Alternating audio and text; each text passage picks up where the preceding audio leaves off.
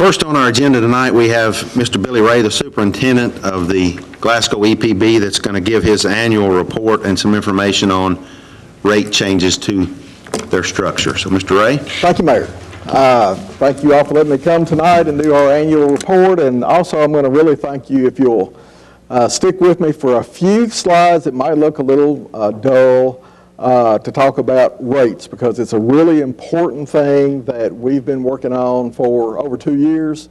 We're ready to implement those rates about the end of this year, and they're dramatically different than what anybody has ever seen before. So it's important for you all to get started understanding what this is about. But first, I've got a couple of our normal report slides.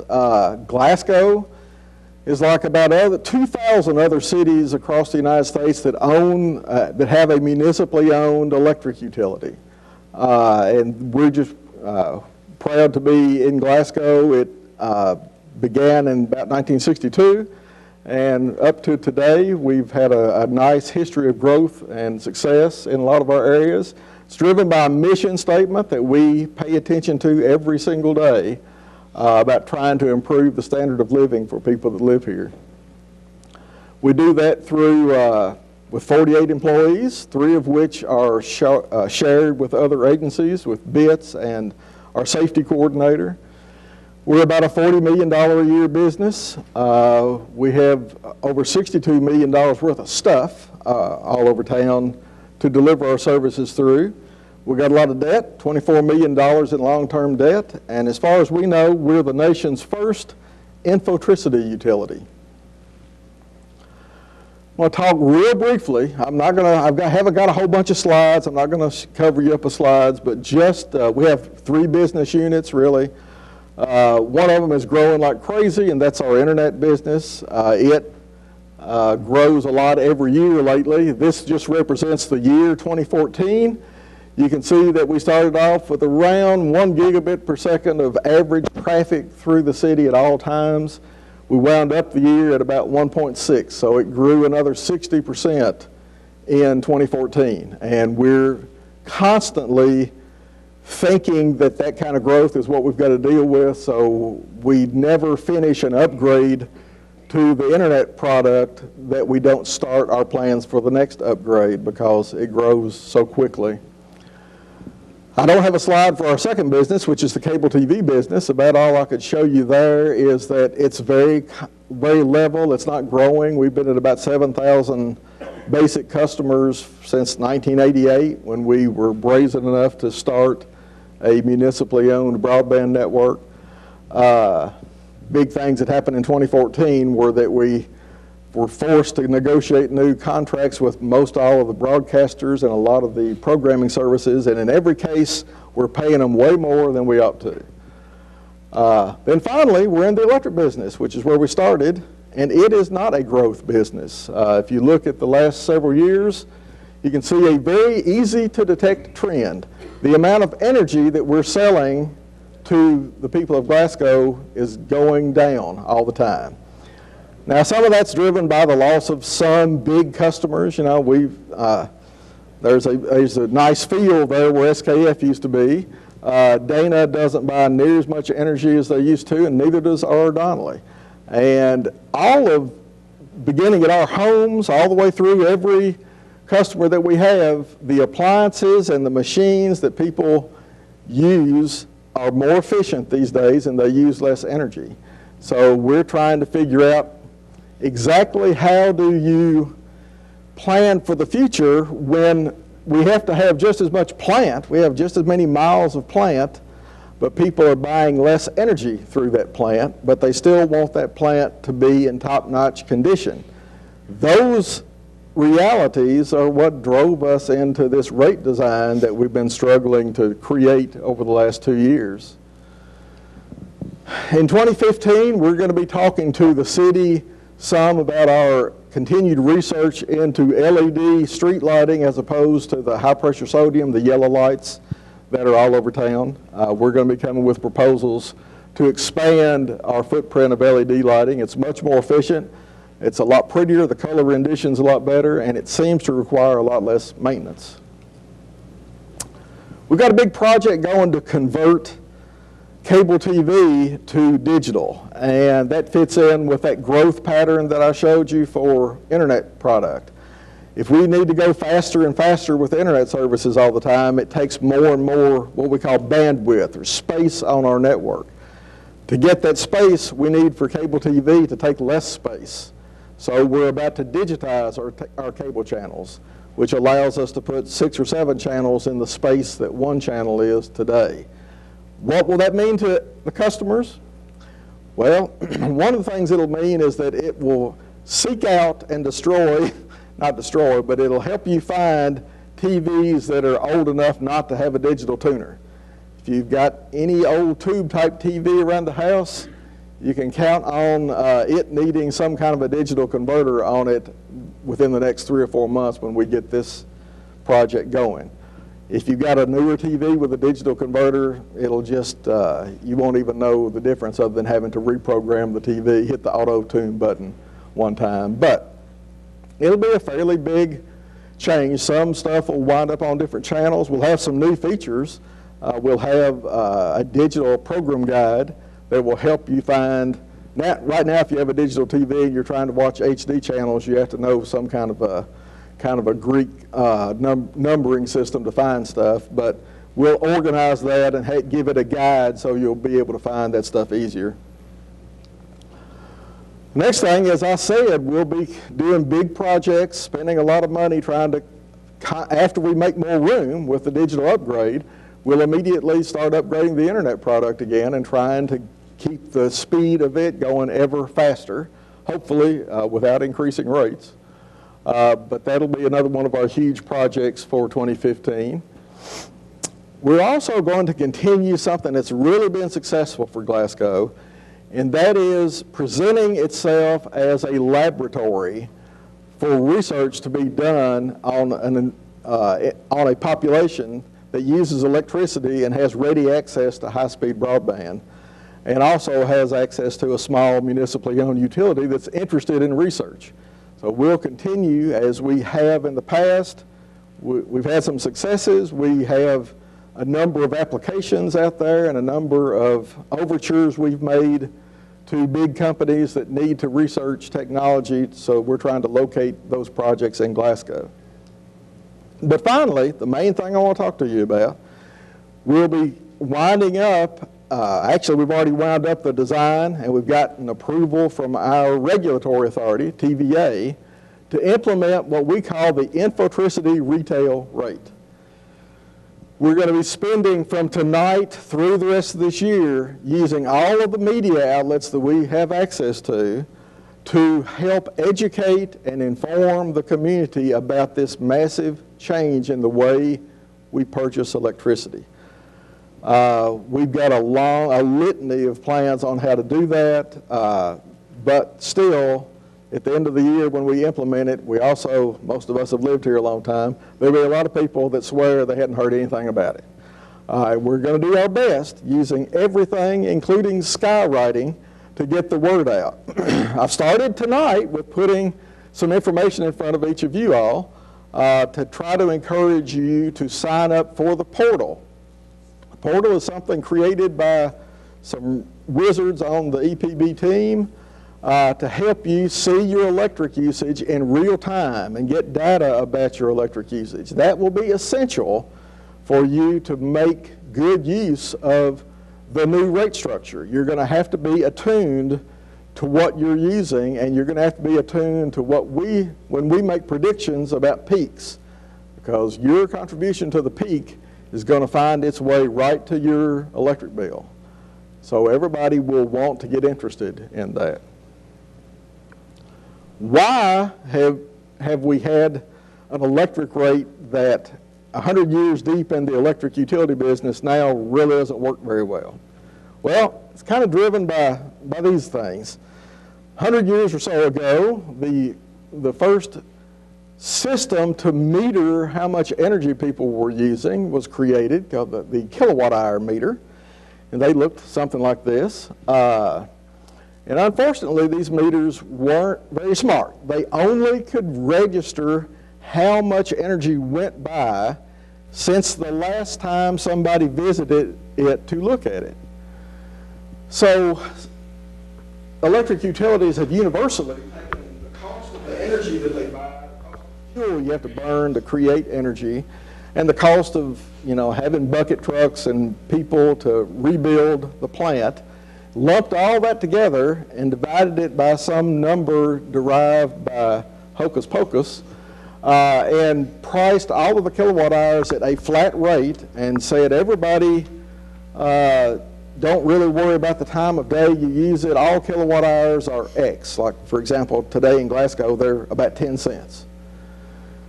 With a rate structure like that, the result has been something like this. This is one of those scary charts I promised you. This represents 1 year of energy usage in Glasgow. There's one line on here for every day of 365 days in Glasgow, plotting the amount of energy used on this axis over here against the 24 hours in a day. So, and then these multicolored lines up here represent the 1 day each month when Glasgow's peak demand is set, and that's what TVA bases their charges to us upon. So the multicolored lines are the peak for each month during the year, and you'll notice over here that some of those months peak over here in the morning, and those are the winter months, but most of them peak in the afternoon, about 2 or 3 o'clock in the afternoon. Those are the summer months. It's always on a weekday, and in the summer it's in the afternoon, and in the winter it's in the morning. That's just life in Glasgow in the energy business. But that crazy shape with that big hump in it every day is really the result of that rate structure driven by that 100-year-old electric meter. That people haven't been asked to worry about what time of day, just use it however you want to. And so all of the devices in our homes have kind of created a confederacy to create this bizarre load shape. And I want to spend just a couple of minutes walking you through how TVA, or any generation utility, provides the energy that it takes to answer the shape of the load. And for this example, I'm going to try to take this blue line here that is the peak day for the whole year and talk about how TVA runs generation to cover that. Well, first off, here at the bottom, we've got what we like to call base load generation, where these are probably nuclear units, units that can run 24 hours a day, 7 days a week, never be turned down.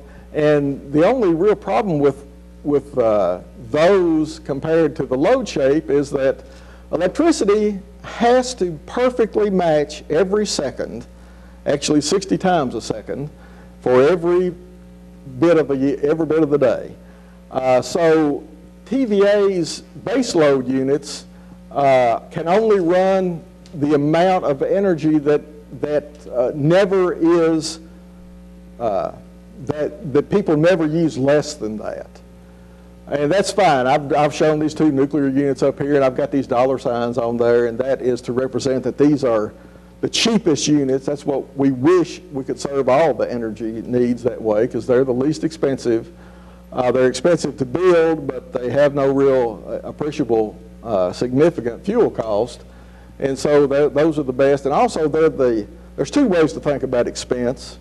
Another way, there's the fuel cost and the debt service on the plant, but there's also the environmental impact.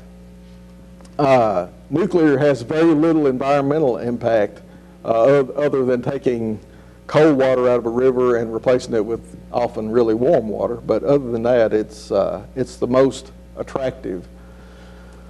Okay, then as this blue line that I'm concentrating on here starts to come up at about 3 or 4 o'clock in the morning, TVA has to start adding more generation. And the first thing they would normally add, because it's very attractive from a cost basis, is hydro.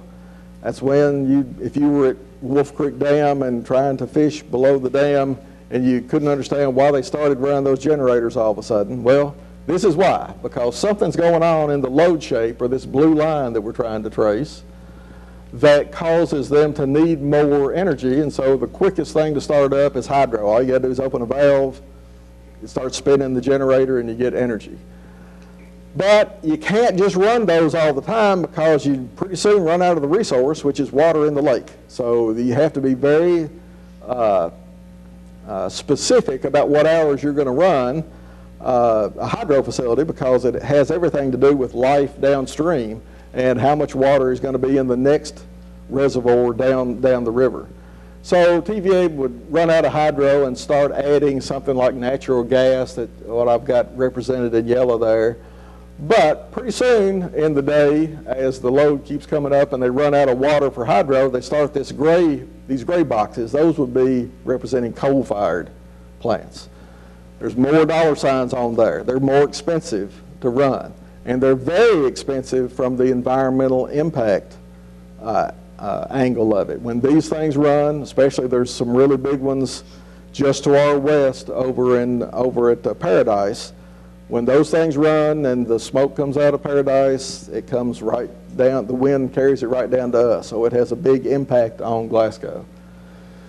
As the day goes by, what did I do? I'm not sure how I did that.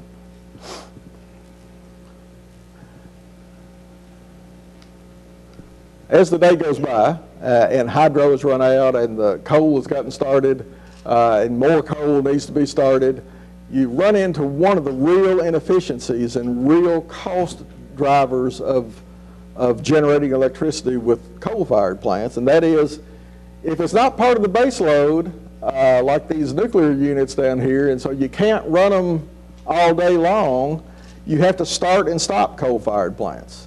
That is where the real environmental impact occurs, because if coal plants burn coal, so you got to figure out, number one, if you're going to turn it off, you got to put the fire out. And then after you put the fire out and you want to start it again at, say, 8 o'clock the next morning, you got to get the fire started again. You do that in a major coal plant by filling the boiler full of fuel oil and setting it on fire. Probably $1 million worth of fuel oil every time you want to start it. And they do it multiple times a day. That gets expensive, as you might imagine. So as this blue line here keeps growing, we need even more generation. So you bring on another coal plant. That's not enough yet, so then we're going to burn some natural gas, get a couple of natural gas units going. After that, you can see now we're up to $5 signs. The next option TVA would have would be to go to its neighbors, call LG&E, call the Southern Company, call Duke, and try to buy power from them. And so that's what I've got represented by the purple line there. These are purchases of power. Finally, when everything else is run out, they'll run the dirtiest units that they've got right up at the top. Those may be diesel powered or fuel oil powered, really stuff that they never want to run. But when we have this peaky load shape, you have to run everything. Now, here gets to the point of why kilowatt hours should really not be priced the same at all times of the day. Because over here, if I can get my little pointer, I've lost it, there it is. These hours of the day, when all of our load could be covered by these nuclear plants, that power ought to be cheap. This time of day, when a kilowatt hour is requiring some of every one of these assets and the fuel that it takes to run them, kilowatt hours ought to be expensive. The only reason they haven't been in the past is we didn't have metering sophisticated enough to catch that, to measure it.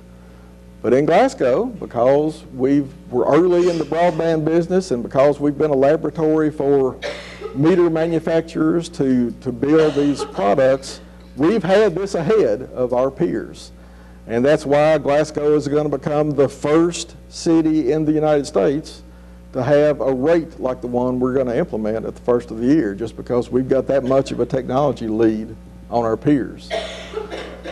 Obviously, we would like to, from an environmental standpoint and from just a cost of energy standpoint, we want these assets, the number of these rectangles, to be reduced.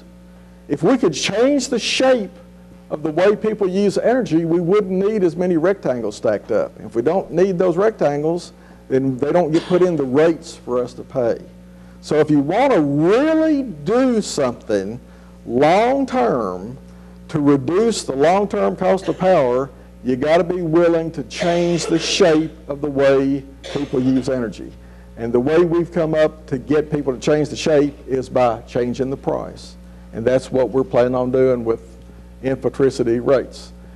If you tunnel down into why a daily load shape has this strange hump in the middle of it, we've been able to find that out, and here's the reason why. Once you tunnel into the data that we get from all the meters we have now, you start finding that we have hundreds, perhaps thousands, of customers on a peak day whose consumption looks like this, where these would be kW, and these down here would be the hours of the day. And so on a winter day, we have customers that aren't using much energy for most of the day. So we're not selling them a lot of kilowatt hours. That's why our kilowatt hour sales are going down. But they do use a lot of energy right on peak. And so it's hundreds of customers like that cause that big hump in the middle of our daily load shape. So the hour when Glasgow peaks, we have a lot of customers that are setting their own personal peaks as well. Now, we've been trying to stop that. For 2 years, we've been blasting people with information on Facebook pages and email and on cable TV, or the Weather Channel, everything that we can think of. When we see one of those peaks coming, based on the weather forecast and everything we've learned about how Glasgow operates, we've been begging people to cut it off. Try to stay off of that peak. We've also developed the portal. What I passed out to you today was information on how you can sign up to get your portal for your individual home that gives you all this data about what you've been using, what your bill is so far in the month. We'll soon be enhancing this with not only how many dollars worth of energy you've used this month, but also how many dollars worth of energy would you have used under the new rate schedule. So this will be part of our overall mission of educating everyone about this rate, so nobody is caught by surprise on December the 1st or January the 1st when we implement this. And we've been able to prove with the research that we've already done in modulating some thermostat settings and changing water heater settings that it is possible for people to change the shape of their load. In fact, we've got similarly hundreds of customers now that on peak, they are at a minimum usage, and those customers help us hold that peak down. The problem is, with our existing rate structure, the people that do this and the people from that previous slide that had the poor load factor are paying the same thing. And now that we understand what's fair and what's not fair, we want the rate to help the people that are doing creating the peaks should get to pay for them. And the people who are creating valleys should get paid for that. And that's at the center of this rate structure we're going to put in. It'll have these elements, whereas today when you get an electric bill, it just basically says, well, it has a lot of other stuff on there about cable TV and internet and all that other stuff. But at the center of it, your electric bill looks how many kilowatt hours you use during the month times 10 cents or something with a fraction, and that equals your bill. The new Infotricity rate will have an off-peak kilowatt hour rate for the hours of the day when we're never going to peak, and it'll be a lot cheaper. In fact, all of the energy costs under the Infotricity rate will be equal to our wholesale cost. We're not marking it up at all. In fact, we're kind of getting out of the energy sales business where that we have an incentive to try to get you to use more energy so we have operating funds. We're going into what we call a non-volumetric rate, which means that we don't really care how much you use. You're just going to pay whatever TVA charges. We're not touching it. It just goes straight through to you. Have an off-peak rate. You're going to have an on-peak rate for the kilowatt hours during about 4-hour blocks during the summer and different hours during different months will cost more. And that's what TVA charges us today. It'll sail right through to the end customer. Finally, there will be a coincident peak demand charge. During that 1 hour each month when we peak, If you zoomed in on that vertical axis on how high that peak was, you'd see that it was really made up of 7,500 contributions. That's how many meters we have in Glasgow, and everybody piles their contribution up to equal that peak. Well, we are now able to measure everyone's contribution, and we're going to pass the cost along straight from what TVA charges us. So you'll pay for what you contribute to the peak. Now, I've just talked about passing everything through at wholesale. Obviously, we've got to have some money to keep the system operating. And we're going to start moving toward collecting that under the new rate structure. That will be the money that we need to operate the network. We're going to call a network connection charge, and that'll be a relatively fixed number that you pay. If you've got a meter sitting over there that never uses any kilowatt hours and you've been enjoying just paying $15 a month or so for that, that'll be over. That connection charge is going to get a lot higher. And that only makes sense. It costs just as much money for us to maintain, trim the trees, change out the transformer, do all that stuff for a meter using 1 kilowatt hour a month as it does with a meter using 1,000,000 kilowatt hours a month. So all of those things added together will become your monthly Infotricity bill that will start arriving around the end of the year. All of those things together, plus this Internet of Things, our ability to communicate directly with appliances, water heaters, thermostats, even new sources of energy, solar arrays, battery systems. All of those things with this rate structure will give us a much more sustainable energy future in our little community. And we think that the rate structure is the beginning to a lot of new opportunities for our community. That's all I've got for you. I'll be happy to answer any questions you might have. So what you're saying is you will pay for what you use. So will the average rate in the city go up, or will it go down if you're not using a lot? You know, for the older folks in the city, will the rate stay the same? Well, Joe, it's no new revenue for us, so I don't want to split hairs, but so the average will be equal.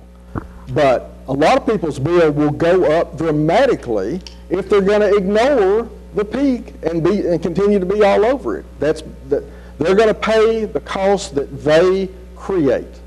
A lot of people's bills will go down dramatically. That's what those slides were, to demonstrate people that manage to get load off during peak are going to get rewarded for that. one of the ones really driving the peak, instead of us kind of socializing it like we have in the past, it's going to be specific.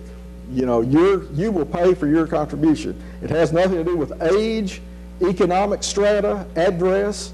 That's one thing we've learned in our research. It's not, the people that will be negatively impacted don't belong to any known economic class or address. It's just habits of the way people use energy. I have a question, because I know how difficult it is to change a habit. And if we wait until December, January to change a habit of how we use electricity, I think that would be difficult for a lot of people. Mm-hmm. What are the strategies that those people who have reduced their peak usage have put into place that we all might start to adjust to that now, instead of waiting until we get the first bill and we're in shock? Excellent question. Well, first of all, you're not going to need to wait till you get the first bill, because we're going to use that portal that I've given you the instructions to. Very soon, it's going to start tugging on your sleeve and saying, hey, here's how much you're paying for energy under today's rate. Here's how much it would be under the new rate. So you're going to start seeing it for several months before it becomes effective. How are the ways that people have done that? There are many. Number one, they're just paying attention when we say using Facebook or Twitter or text on your phone or on TV, one of the many. They're paying attention to it when we say, you know, at 3 o'clock Tuesday, it looks like a good chance that we're going to peak for the month. And they're either making their own choice to go over to their thermostat before they leave for work that day and raising it up some or lowering it some, or many people are participating in research projects that we're doing where we're putting in programmable thermostats that are addressable via the internet, and they're allowing us to move it around for them so they don't have to think about it. We're doing the same thing with water heaters. We've done a lot of research with heat pump water heaters that are much more efficient, use much less energy, even if you don't control them. But GE, one of our research partners, has been making water heaters for us that become an element on the Wi-Fi or the wireless network in your home, and we can talk to the water heater, tell it to heat up a bunch of water at night off peak, and then let it cruise through the day so it's not on during peak. There are coming things. Again, this rate will, when we become ambivalent about how much energy you use, we're also going to be there to help people learn the latest trends in things like solar power. And maybe we may be helping you put a solar panel on your roof, and we may be charging batteries with it to help you stay off peak. So there's a lot of technology solutions, but you can do it with no technology at all. Just pay attention, watch for the crawl on the Weather Channel, know that in the summer it's going to be, if the weather forecast says it's going to be 105 degrees, there's a good chance that Glasgow's going to set a peak at 3 o'clock in the afternoon on a Monday, Tuesday, Wednesday, Thursday, or Friday. Just try not to be on during those hours. And certainly don't do things like doing clothes and running your clothes dryer on peak. I mean, that's not a good idea anyway, because all that heat stays in the house and makes it even more difficult for the air conditioner to work. So there's high-tech solutions and there's tremendously low-tech solutions, and they're both effective. Anything else? There may need to be some like in-house demonstration for some of us older people and people that don't have Facebook and people that like to live in the past. So, you know, As I say, I mean, we've what got she addressed, plans. changing our ways is difficult. Yeah. But when we see the dollars and cents, that should be a good incentive.